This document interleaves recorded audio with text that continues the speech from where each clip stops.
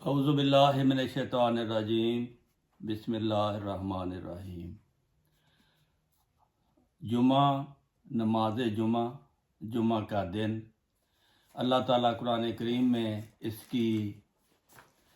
اہمیت، اس کی ضرورت انسان کو کس طرح بیان کرتا ہے، اور اس کے بعد حدیث شریف کے حوالے بھی دیے جائیں گے۔ اللہ تعالیٰ قرآن کریم میں فرماتا ہے، جمعے کے دن اے وہ لوگو جو ایمان لائے ہو، جب جمعہ کے دن کے ایک حصہ میں نماز کے لیے بلایا جائے، جب جمعہ کے دن کے ایک حصہ میں نماز کے لیے بلایا جائے تو اللہ کے ذکر کی طرف جلدی کرتے ہوئے بڑھا کرو، اور تجارت چھوڑ دیا کرو، یہ تمہارے لیے بہتر ہے اگر تم علم رکھتے ہو۔ یہ ان کے لیے نصیحت ہے جو کام کا بہانہ بناتے ہیں۔ اللہ تعالیٰ فرماتا ہے کہ جمعے کے دن جب ایک حصہ میں نماز کے لیے بلایا جائے، صرف آدھے گھنٹے کے لیے بلایا جاتا ہے، زیادہ سے زیادہ 1 گھنٹہ آپ کا لگ جاتا ہے، اور اس کے بعد آپ آزاد ہوتے ہیں۔ تو اللہ فرماتا ہے جب جمعہ کے دن ایک حصہ میں نماز کے لیے بلایا جائے تو اللہ کے ذکر کی طرف جلدی کرتے ہوئے بڑھا کرو، اور تجارت چھوڑ دیا کرو، یہ تمہارے لیے بہتر ہے اگر تم علم رکھتے ہو۔ پس جب نماز ادا کی جا چکی ہو تو زمین میں منتشر ہو جاؤ، اللہ کے فضل میں سے کچھ تلاش کرو، اور اللہ کو بکثرت یاد کرو تاکہ تم کامیاب ہو جاؤ۔ اور جب وہ کوئی تجارت یا دل بہلاوا دیکھیں گے تو اس کی طرف دوڑ پڑیں گے۔ جب وہ کوئی تجارت یا دل بہلاوا دیکھیں گے تو اس کی طرف دوڑ پڑیں گے اور تجھے اکیلا کھڑا ہوا چھوڑ دیں گے۔ تو کہہ دے کہ جو اللہ کے پاس ہے وہ دل بہلاوے اور تجارت سے بہت بہتر ہے، اور اللہ رزق عطا کرنے والوں میں سے سب سے بہتر رزق عطا کرتا ہے۔ یہ تو تھا اللہ کا حکم۔ اب میں آپ کو سناتا ہوں رسول کریم صلی اللہ علیہ وسلم کا حکم۔ حضرت ابو ہریرہ بیان کرتے ہیں کہ حضرت صلی اللہ علیہ وسلم نے فرمایا کہ دنوں میں سے بہترین دن جس میں سورج چڑھتا ہے وہ جمعہ کا دن ہے۔ اسی دن آدم پیدا کیے گئے، اسی دن جنت میں لے جائے گئے،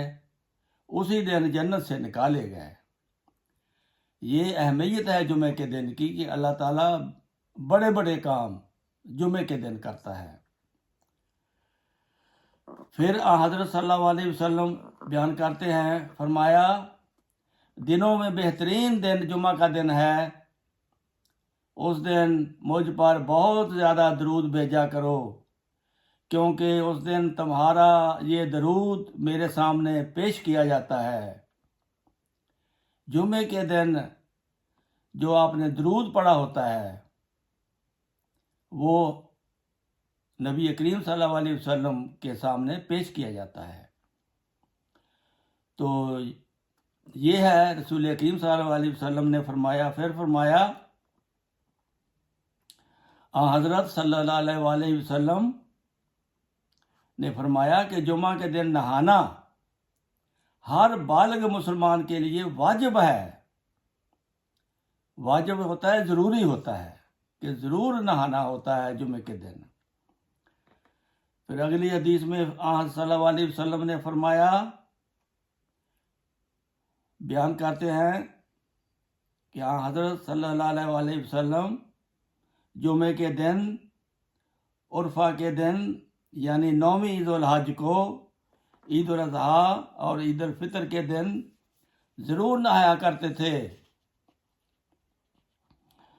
اسی طرح حضرت ابو ہریرہ بیان کرتے ہیں کہ یہاں حضرت صلی اللہ علیہ وآلہ وسلم نے ایک جمعہ کے خطبہ میں فرمایا، اے مسلمانوں، اس دن کو اللہ تعالیٰ نے تمہارے لیے عید بنایا ہے، یعنی جمعے کے دن کو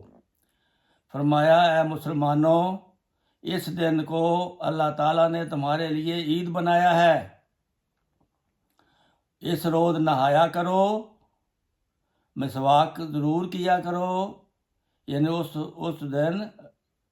نہا دھو کر صاف ستھرے ہو کر کپڑے پہن کر عید کی سی خوشی مناؤ، اللہ تعالیٰ کی عبادت کے لیے ایک جگہ جمع ہو جاؤ۔ یہ حضور کا صلی اللہ علیہ وسلم کا حکم ہے۔ پھر حضرت عامر بن لدین اشعری بیان کرتے ہیں کہ میں نے نبی کریم صلی اللہ علیہ وسلم کو یہ فرماتے ہوئے سنا کہ جمعہ کا دن تمہارے لیے عید کا دن ہے، اس لیے صرف اس دن کو مخصوص کر کے روزہ نہ رکھا کرو، عید کے دن یا جمعے کے دن روزہ نہیں رکھتے، سوائے اس کے کہ جمعہ کے ساتھ اس کا پہلا یا بعد کا دن ملا لو، یعنی جمعرات یا جمعے کے بعد کا دن۔ پھر فرمایا، آن صلی اللہ علیہ وسلم کو یہ فرماتے ہوئے سنا، یہ عمار بن یاسر فرماتے ہیں کہ انسان کا